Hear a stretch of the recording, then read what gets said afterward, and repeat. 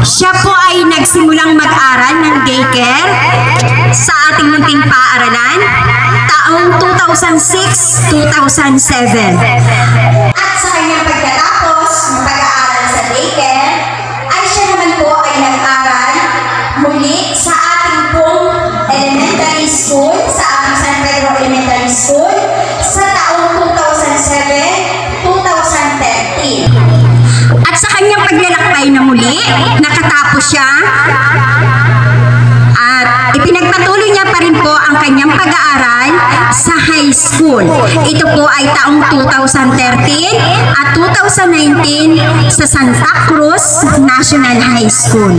Subalit hindi pa rin po siya dito natinag at napakaswerte po niya at nakapagpatuloy pa rin siya ng kanyang pag-aaral ng college taong 2019, 2023 sa Camarines Norte State College, College of Trades and Technology, at ang kanya pong course ay ang Bachelor of Technical Vocational Teacher Education, major in Food and Service Management. Ngayon po, siya naman po ay nagtatrabaho sa kasalukuyan sa Royce Credit and Financial Service Incorporation bilang isang marketing assistant on parts of a clerk. Malugod ko po sa inyong ipinapakilala ang ating panauhing pandangal. Walang iba po kung hindi si Binibining Joan Clasio. Pasalubungan po natin siya ng masibagong palakpakan. What's up mga estudyante? What's up mga magsisipag tapos? I am Joan Antigua Clasio, proud to represent Pilipinas! Joke lang po. Akala ko po pageant yung pinuntahan ko. So, ito na po, seryoso na tayo. Gising pa po ang lahat? Gutom na ba ang lahat? Gutom na rin po ako. Joke lang po. So, before anything else, I'd like to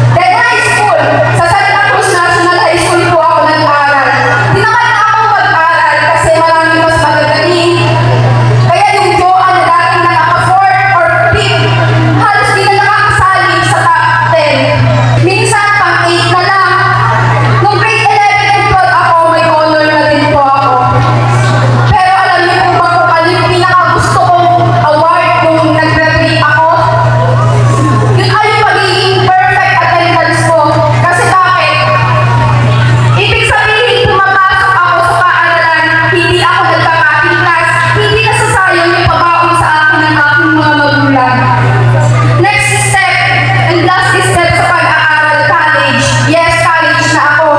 Nakapasa ako sa Camarines Norte State College, College of Trades and Technology, Jose Pamaliban Campus. Sa kurso, Bachelor of Technical Vocational Teacher Education, major in Food Service Management. Yung dating pangarap ko maging teacher, yun ang binigay sa aking kurso. Pero habang tumatagal sa pag-aaral, hindi ko na nagugustuhan ang aking napili. Lalo na po nung nag-practice teaching ako sa Santa Cruz National High School, nandun yung stress, yung depress, sabayan pa lang hindi ka makatulog sa gabi dahil sa kakaisip kung paano tatapusin yung lesson plan, kung paano mo ituturo sa mga kabataan yung gusto mong ituro sa kanila. Yes, finally, malapit na ako mag-graduate, pero scholar pa din po ako ng aking mga magulang. Kaya malaking tulong din po sa akin yung pagiging affiliate sa TikTok dahil doon, nagkakaroon po ako ng konting pera pambaon sa paaralan. Pagiging SK treasurer na yung pangapasi SK na 1,000 kahit kung ako nag-diet at nagpapalabas ng pera, ginagamit ko po yun sa pag-aaral. Kaya malaking tulong din po yun talaga sa akin.